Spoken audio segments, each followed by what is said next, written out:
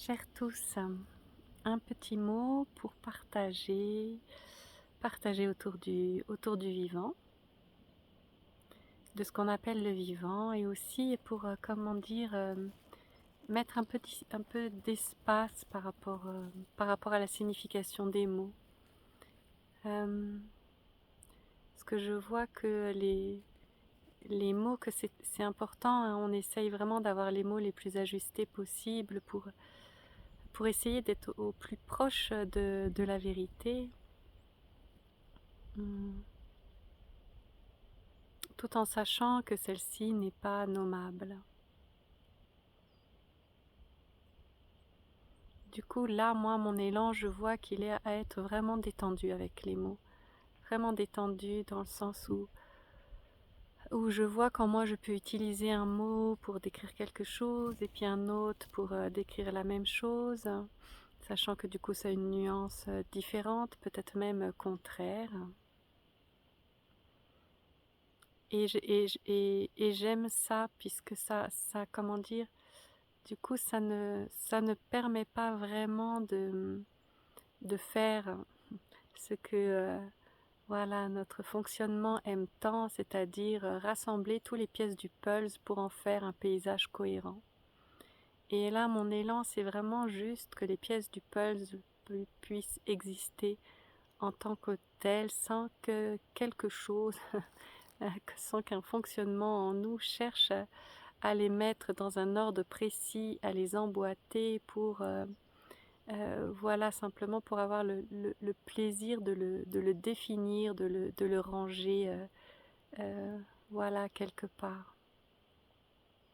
Parce que si on prend toutes les pièces d'un puzzle et qu'on en fait un paysage, eh bien voilà, ça, on a comme une vision, on a l'impression que cette vision, elle est totale. Et en même temps, on sait bien que c'est impossible. Donc j'ai vraiment envie de pouvoir, moi en fait, dans mon cheminement et dans la manière dont euh, je parle de tout ce que j'explore et aussi euh, voilà, dans la manière dont j'ai de retranscrire tout ça, c'est important pour moi que les mots puissent être libres et même libres de sens pour ne pas s'enfermer dedans. Et du coup, ne pas chercher à avoir un vocabulaire précis, parce que je vois qu'il y a vraiment quelque chose qui se dégage là en ce moment, voilà, dans la spiritualité, avec vraiment des mots très, très précis et ça donne vraiment l'impression de ça, les mots enferment, hein, ils définissent. Sans ça, ils peuvent être support à la conscience, mais ils peuvent aussi, et du coup à une certaine libération, et ils peuvent tout autant enfermer. Voilà. Donc les mots, ils ne sont nécessaires vraiment que comme une marche pour mettre son pied dessus, et ensuite on va sur la suivante. Et quand on met le pied sur la marche suivante, on ne pense pas à celle d'avant, en fait. On ne définit pas ça comme un escalier, juste on met un pas devant l'autre. Voilà. Et du coup, tout ça un petit peu en préliminaire pour parler de ce que l'on appelle, de ce que j'appelle le vivant. Et de ce qui est nommé aussi souvent comme le manifesté. Voilà, en distinction avec le non manifesté. Parce que je vois que du coup, bon, et ça c'est normal, hein, c'est dans le processus de déploiement de l'éveil, c'est important d'abord de pouvoir faire cette distinction, puisqu'on passe tellement de temps à être identifié avec une identité souffrante, c'est bien de pouvoir voilà, se vivre détaché de cette identité. Mais détaché de cette identité, ça ne fait pas, ça ne, c'est pas parce qu'on se détache de l'identité qu'on se détache de l'individu. Voilà, et après, du coup, on revient un petit peu et on voit effectivement qu'il y a un moi, qu'il y a un fonctionnement qui est toujours là, rationnel, logique, que le corps non plus n'a pas disparu, etc. Et pourtant, perdure l'impression souvent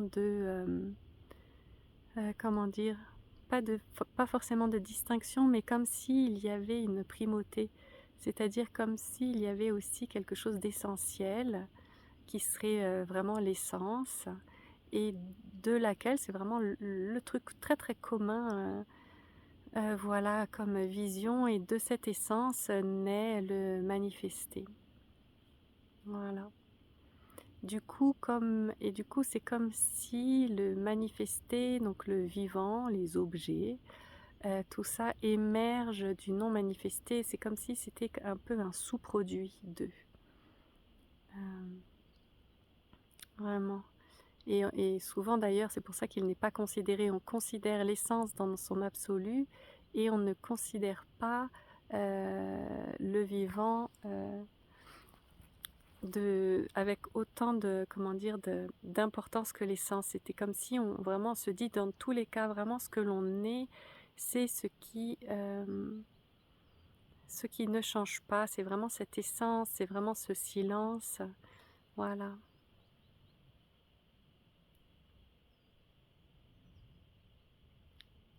Et moi, ce que je vois là maintenant un peu dans mon expérience, c'est que quand je regarde vraiment ce vivant, quand je regarde vraiment cet élan, ce mouvement, ce souffle, et quand j'essaye vraiment de, hem, comment dire?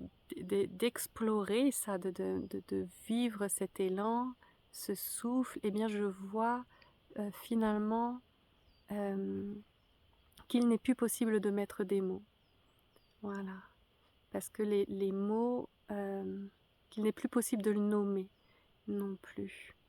De la même manière en fait que, voilà, que l'on met des mots sur, ce que l'on n'arrive pas à nommer, de ce qu'on appelle l'essence. Et bien là où je vois, c'est que j'en arrive vraiment à la même limite par rapport à ce vivant. Et je sens vraiment en moi comme quelque chose, vraiment un souffle ou quelque chose qui appelle à être reconnu, dans sa totalité. C'est comme si en fait, mon individualité s'était reconnue dans l'essence qu'elle est. Elle s'est aussi reconnue, voilà, dans l'individualité qu'elle est, et c'est comme s'il y avait à reconnaître autre chose. En tout cas, il y a quelque chose qui appelle. Ce quelque chose qui appelle, on est d'accord, c'est toujours moi. C'est moi qui m'appelle à moi. C'est moi qui m'appelle à me reconnaître. Voilà. Et après, il n'est plus nécessaire de définir quel est ce moi et qu'est-ce qui appelle. Voilà. Mais simplement de percevoir qu'il y a un mouvement comme ça. Et de ce que je vois, c'est que vraiment au cœur de ce que l'on appelle objet, de ce que l'on appelle manifestation, eh bien, il y a la dimension totale de ce que je suis.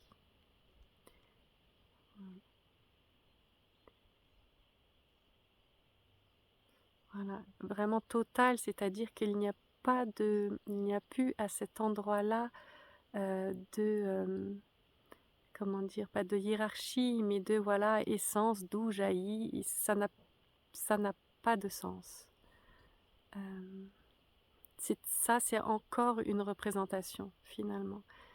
Une représentation qui, du coup, empêche de saisir vraiment la nature même de ce vivant. Il est comme minimisé, il est comme, voilà, enfermé dans une représentation, alors que dans ma perception, dans ce qui appelle à être reconnu, là, c'est d'une toute autre dimension, tout aussi vaste que, voilà, ce que l'on appelle l'essence. En fait, c'est aussi l'essence.